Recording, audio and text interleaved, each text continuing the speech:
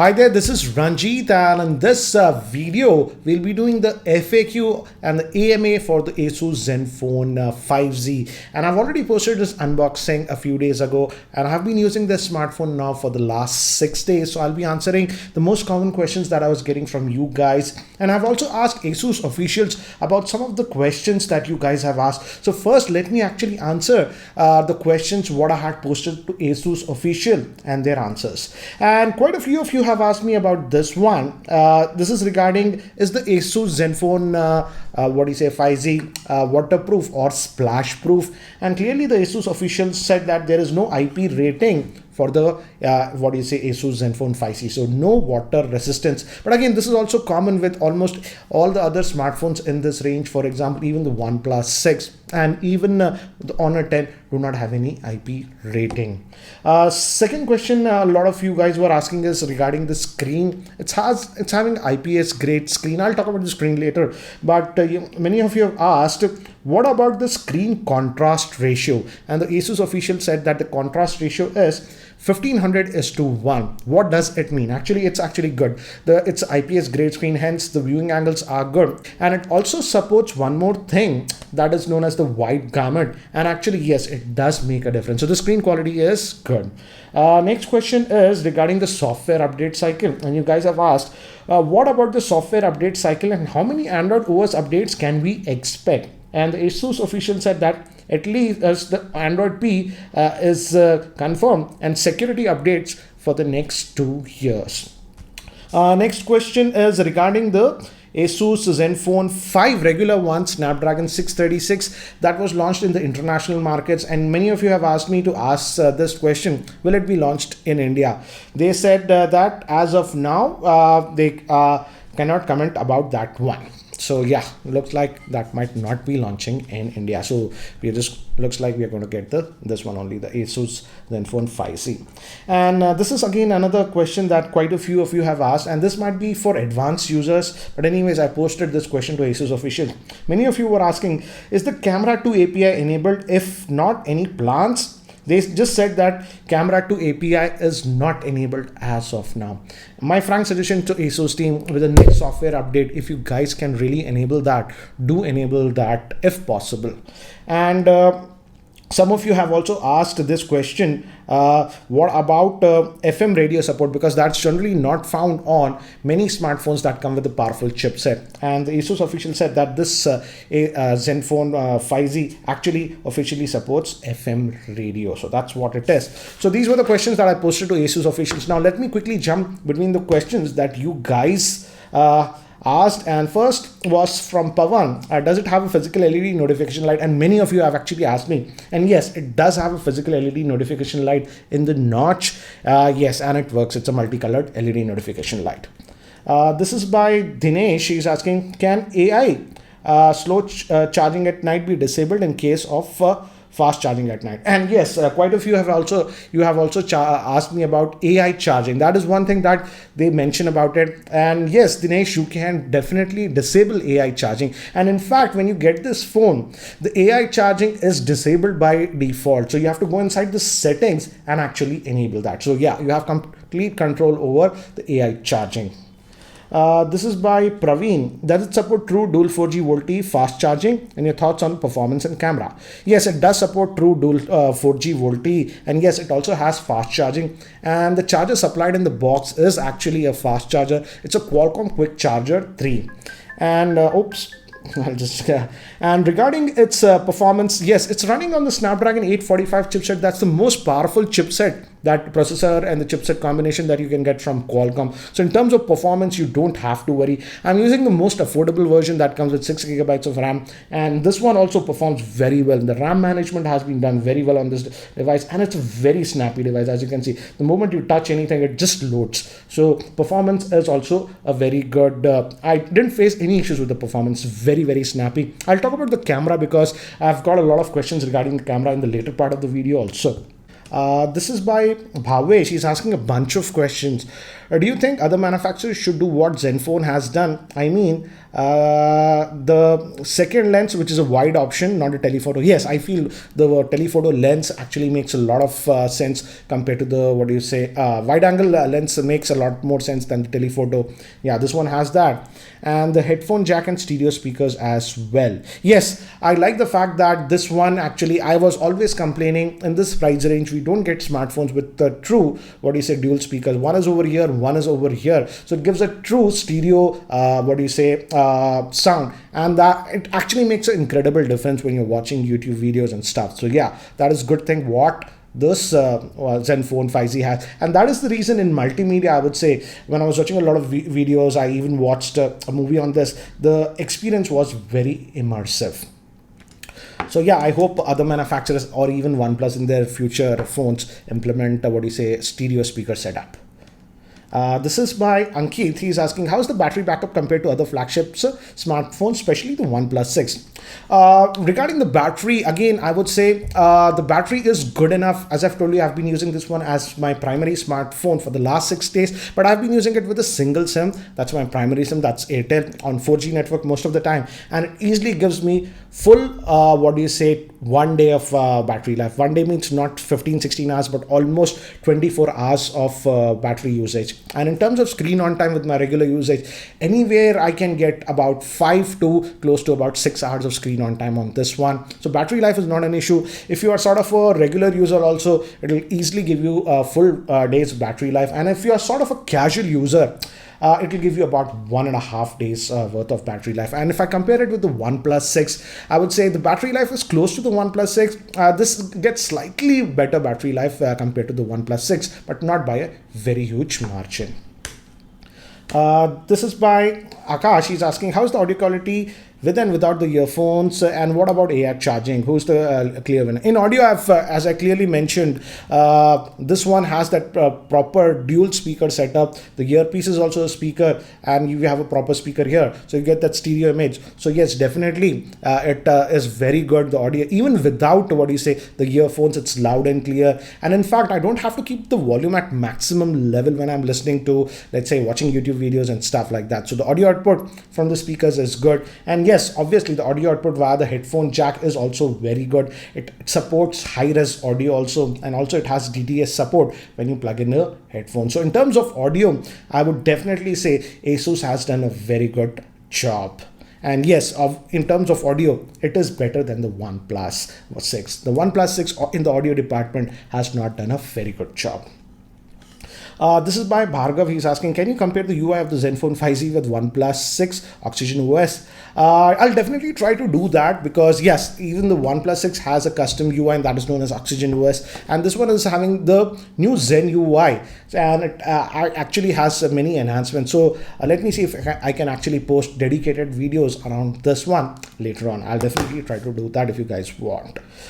This is by Jishnu. He's asking, how about the camera in low light performance, because the hardware is pretty low and the aperture is just f1.8. Did it do a pretty good job? In fact, I would say in low lighting, I was very surprised. It's actually beating the OnePlus 6. And in fact, the reason for that is this one actually does better in low light compared to the OnePlus 6, because the pixels are bigger on the Asus Zenfone 5Z. That means it gathers in a lot more light. And as you can see, here are some of the sample shots that I've taken in low lighting conditions. Definitely the Zenfone 5Z was doing better in low lighting conditions. But again, I think so they need to work on the software a little bit, because in very low lighting conditions, yes, as you can see, my face was lit up. If you compare it with the OnePlus 6, my face was very dark. But again, look at the background, the highlights were blown up. So they definitely need to work a little bit on the software. But in outdoor conditions, I would say the OnePlus 6 was doing slightly better job in terms of dynamic range and exposure. I really feel Asus needs to work a little bit on their software department. The hardware is good, but they need to optimize the camera software a little bit. This is by Gaurav. update schedule I've already mentioned. This is regarding the ICICI offer, cashback offer or instant discount offer. And many of you have actually asked this, and I confirmed this with the Asus officials. The ICICI offer that you are getting with the Asus Zenfone 5Z is not a cashback, but an instant discount offers. That means if you're using an ICICI credit card or a debit card when you're buying this device, you will not be charged 30,000 for the base variant. The billing will directly be 27,000. So instant discount of 3,000 rupees. So the actual price that you'll be charged on your card will be 27,000. This is by Vishnu. He's asking, how's the gaming performance? The gaming performance, man, is good. It has the Snapdragon 845 chipset with the most powerful processor gaming chipset, the GPU that you have, the Adreno 630. So the gaming performance is very good. I just played 2 games on that. PUBG, I don't know how to play PUBG, but I did try to play that and I had no issues. And I also tried my favorite game, that is Asphalt 8, and I had no issues. This is by Bidyut. He's asking, what if I want to compare the Nokia 7 Plus with the 5Z? What would be more value for money? Shall appreciate your reply. Obviously, the Asus Zenfone 5C is more value for money. The Nokia 7 Plus is having the Snapdragon 660 chipset. This is having the Snapdragon 845 chipset, which is leaps and bounds better. So definitely I would say this is more value for money. Now, if you take into account that cashback offer, you can get this one for as low as 27,000. And in camera department also, this will beat the Nokia 7 Plus. So definitely this is better than the Nokia 7 Plus. This is by Murthy. Value for money against the OnePlus 6. This is a very tricky question. What do you mean by value for money? If you talk about the base, let's talk about the pricing of these two products. The OnePlus 6 base variant that comes with 6 gigabytes of RAM and 64 GB of storage will be priced at 35,000, but you get the 2,000 rupees discount if you're using a Citibank credit card. So if you have a Citibank credit card, you can get it for 33,000. And the base variant of this one is for 30,000. But if you use ICICI debit card or even a credit card, the price comes down to 27,000. So even after discounts, the price gap is about 6,000 rupees on this one. So yeah, in terms of pure, value for money, if you're looking at the best configuration that you can get for the price, yes, this is better. And in one area, I would say clearly it is better than the OnePlus 6 is in terms of sound department. It is actually really good. In one area, I feel the OnePlus is doing a better job slightly, and that might be improved with on this one after software update. In camera, in outdoor lighting condition, as I told you, this one is sometimes having problems with the exposure. I hope they can fix it. Again, as you can see, this is a sample shot that I shot outdoors with both these phones, and I feel the OnePlus 6 did better. So definitely Asus needs to work a little bit on the software. But if camera is not the highest priority, I would say for 6,000 rupees less, this is, pure value for money. And this is by Kaushik. He's asking, is the battery backup better than the OnePlus 5T or the OnePlus 6? I didn't test it with the OnePlus 5T. I was using the OnePlus 6. So yeah, it gives slightly better battery life than the OnePlus, but not by a huge margin. But yeah, I would say slightly better.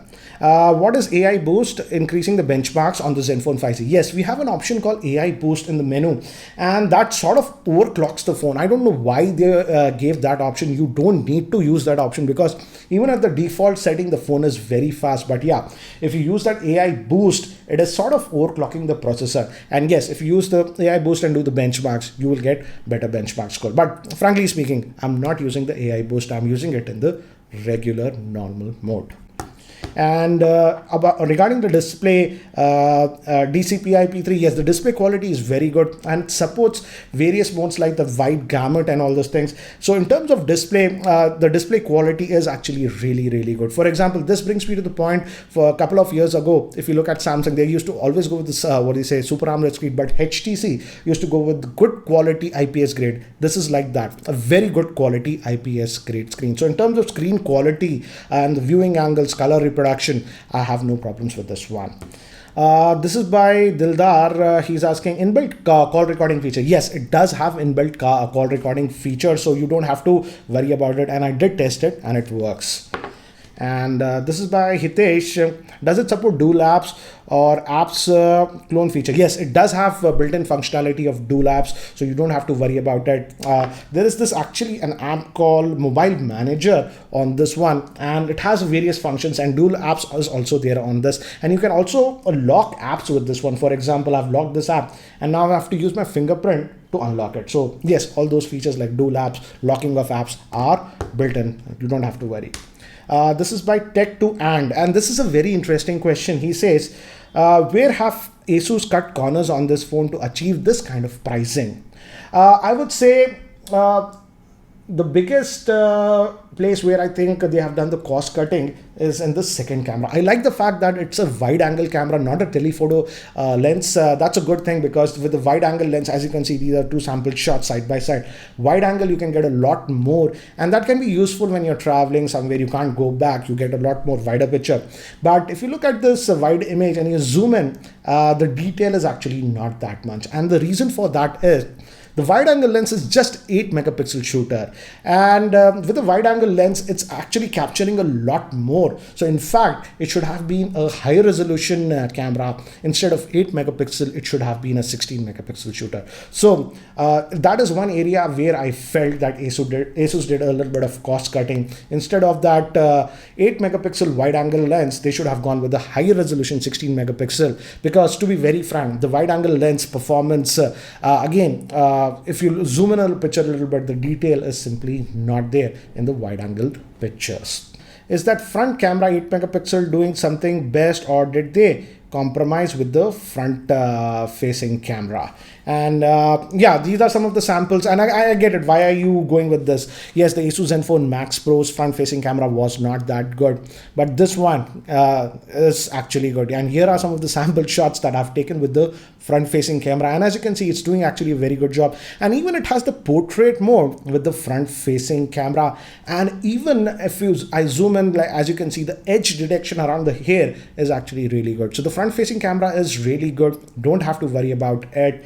And here is a sample video that I shot with the front facing camera. The audio is also recorded so that you can have a look. I'm shooting this part of the footage with the front facing camera of this Asus Zenfone 5Z, and as you can see, I'm in outdoor conditions. A very overcast day today, and the audio that you're hearing is also being captured by its internal microphone.